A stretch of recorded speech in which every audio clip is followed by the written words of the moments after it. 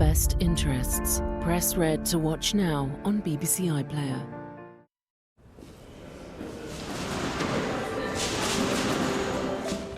The Lunchtime BBC News with Nancy Kacungira.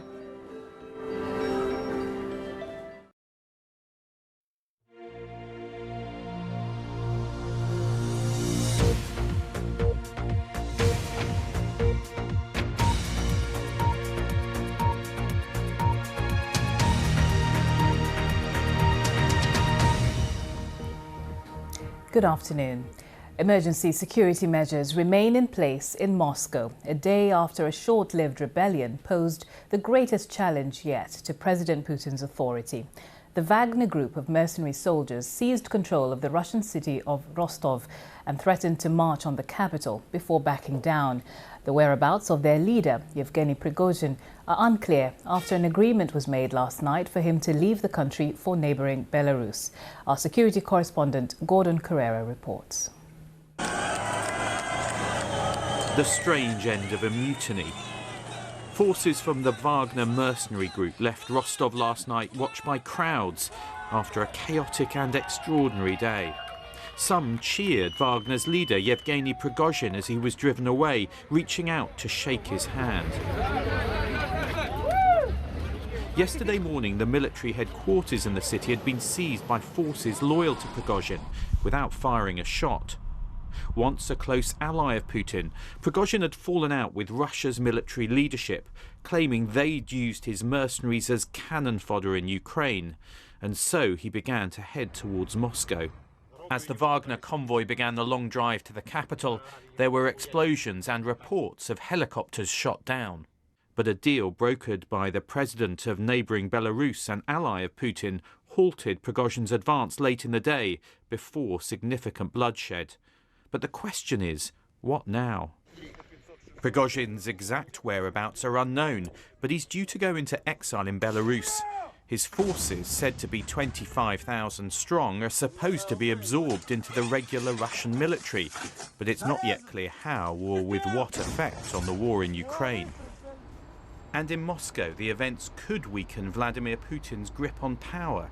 Yesterday, he told the Russian people those behind the mutiny would pay, before then doing a deal, raising difficult questions, as the widow of one of Putin's critics told the BBC.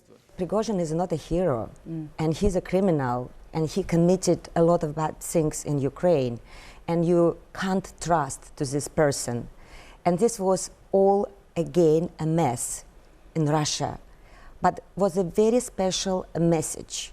Putin is not a person who controls anything in Russia. Putin has long played off different factions against each other. His top general and defence minister, seen here, were both the target of Prigozhin's anger. But this is now getting harder for him. For the Russian people, the events will also have come as a shock, undermining the Kremlin's attempts to control the flow of information. The reception given to departing Wagner forces last night in Rostov shows some still regard them as heroes. Their mutiny may be over, but the shockwaves it's left behind are just beginning. Gordon Carrera, BBC News. So how might all this affect the war in Ukraine? Our correspondent Andrew Harding is near the front line in eastern Ukraine. Nancy, no discernible effect on the war here in the areas around Bakhmut. The front line still very, very active, both yesterday and again today. We've heard a lot of incoming fire from the Russian side in this area. So as far as the Ukrainian authorities are concerned, for now, nothing has changed. They're continuing with their counter-offensive. It's still going relatively slowly. We've heard of trench fighting metre by metre as the Ukrainians try to advance. We've also heard President Zelensky and some of his top officials yesterday and today saying they believe, and clearly they hope, that the instability in Russia is exposing the fault lines and will lead to the Russian state's collapse. But I don't think anybody here is expecting dramatic changes right now. Obviously, they're going to be looking out for any opportunities that might present themselves if Russian troops are demoralized and if there are gaps emerging on the front lines. But right now, the Ukrainian counteroffensive is braced to advance much more quickly as more reinforcements come in. All right, thank you very much, Andrew Harding from the front line in eastern Ukraine. Rishi Sunak has urged people to hold their nerve over rising interest rates as the Bank of England tries to bring down inflation. The Prime Minister told the BBC's Sunday with Laura Koonsberg programme that the UK would get through concerns over higher mortgage rates for millions of homeowners if the government stuck to its plan. Here's our political correspondent, Tony Bonsignore. Soaring food prices, sky-high energy bills, and rents and mortgages going through the roof. Today, the Prime Minister again sought to calm growing fears about the state of the economy. This week you've told people that it's going to be okay. Do you understand why people looking at their mortgage bills, looking at their shopping bill, worrying about keeping a roof over their heads, are going to listen to you and think, it's not going to be okay for me? I've never said that it's not challenging. I've never said that this isn't going to be a difficult time to get through, but what I want to give people the reassurance and confidence is that we've got a plan, the plan will work, and we will get through this. That's exactly what people should be hearing from their Prime Minister and their government. But with interest rates already at a 15-year high and more rate rises likely from the Bank of England, there are fears this could push the UK into recession. There isn't an alternative to stamping out inflation, and that does require... Is there an alternative to putting up interest rates? That is one component of what we need to do to tackle inflation. That's what the Bank of England's responsibility is. And it's right that you asked me, my responsibility is also there, and that's to manage the government's borrowing responsibly against that. To millions of worried households, the Prime Minister's message was this. I get that this is challenging and that's going to have an impact on me in the short term, but we've got to stick to the course, and I want people to be reassured that we've got to hold our nerve, stick to the plan, and we will get through this. The government has moved to help some mortgage owners, a move largely backed by Labour, but it's clear there are no easy answers. We're asking the government to make sure that this applies to all banks and all lenders, not just some, by making those proposals mandatory. But most of all, Laura, the difference between us and the Tories is that we're saying that you've got to fix the underlying problems here. MPs returned to Westminster on Monday, knowing that the cost of living crisis is the #1 concern for many voters. Tony Bonsignore, BBC News. People across England, Scotland and Wales were unable to use the 999 emergency service number this morning because of a technical fault. BT says a backup service is now in operation, although some services say they're still experiencing difficulties. Earlier, many police, fire and ambulance services were advising the public to call alternative numbers. And now to the final day of Glastonbury. Sophie Ellis-Bextor has just graced the main pyramid stage, following on from Lizzo and American rock legends Guns N' Roses, who performed yesterday. But all eyes will be on what could be one of the final times that Elton John's UK fans will be able to see him perform live. Our entertainment correspondent, Colin Patterson, is there for us right now. Colin, how's it going?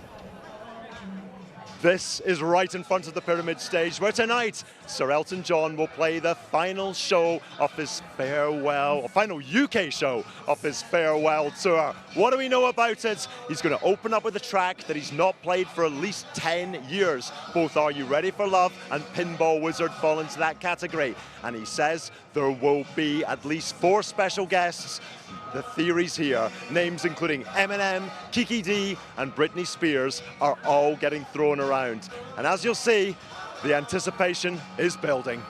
I've been here since 4 o'clock this morning, and my plan is basically to stand here all day. I can see a slight flaw in that plan. How are you going to regulate certain issues? I have done this before. The sequins are out. We're ready to go. Bring it on. Just absolute fun and bedlam in the pit. Growing up with his music, my parents loved him, and now I love him. It's just fantastic to see him live finally. And this is where Elton John will be playing tonight, coming on stage at 9 o'clock. Just over 8 hours for these fans in the front row to try and reserve their space. Sounds great. Colin, thank you. Colin Patterson there.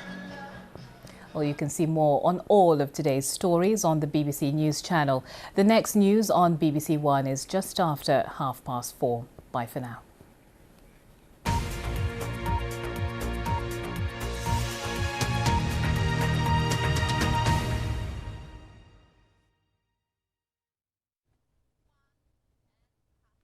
Hello there. We had to wait until the end of May to get the first 25 degrees of the year, but since then it's been flaming June. It could be one of the hottest June on a record, close to 1976. There's been 16 days of 25 degrees or more at London Heathrow and a record 11 days at Aviemore. After today, though, we may not get 25 degrees again in Aviemore because cooler, fresher air is going to be coming in from the Atlantic behind that weather front there, and ahead of it, this is where we've got the heat and humidity. So that's a dividing line, really, that weather front, and that's been producing this rain, which has moved away from Northern Ireland. Following that, in the fresher air, we'll get some heavy showers. But whilst there won't be much rain across southern areas, it's mainly the rain that's pushing in across Scotland and northern England that will be heavy, turn thundery. There could be some large hail and some gusty winds as well. And it's all pushing that heat and humidity into eastern parts of England. 30 degrees in Lincolnshire, 32 in East Anglia in the southeast. It could be the hottest day of the year so far. But as you can see further west, things are already starting to cool off a bit. And through this evening, we'll see the back of that wet weather in Scotland and northern England. The showers tending to become fewer and lighter, many places dry and clear. Now, last night was a difficult night for sleeping, and not surprising with these sort of minimum temperatures. 20 degrees in Highland, Scotland, 19 at Crosby in Merseyside. Tonight, with that westerly breeze, it'll be more comfortable. We could see minimum temperatures in single figures in Scotland and also Northern Ireland.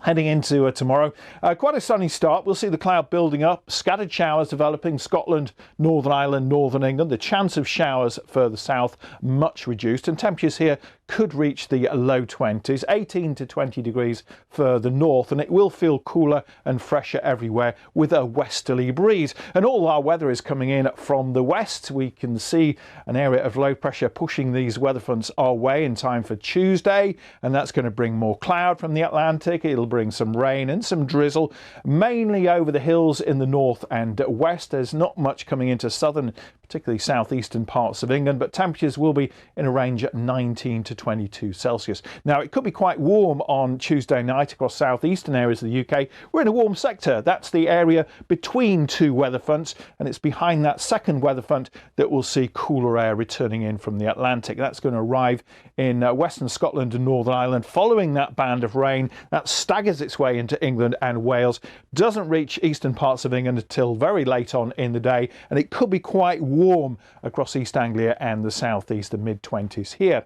By the time we get into the picture for Thursday, that band of rain is out of the way, and for many it'll be dry with some sunshine. We've got some rain in the northwest, one or two showers in the southeast of England, but it's cooler air once again everywhere, so temperatures typically 18 to 21 Celsius. And this is the weather pattern that we've got at the end of the week. High more to the south, low to the north, and this is the jet stream, and that's going to pile in more unsettled weather our way. But once again, it's going to be northern and western areas that see most of that rain. Towards the southeast, it's still looking dry here on Friday.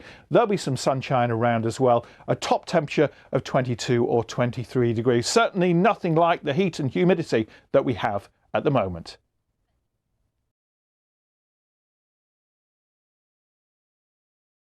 Every forehand, every backhand, every young star, every rock.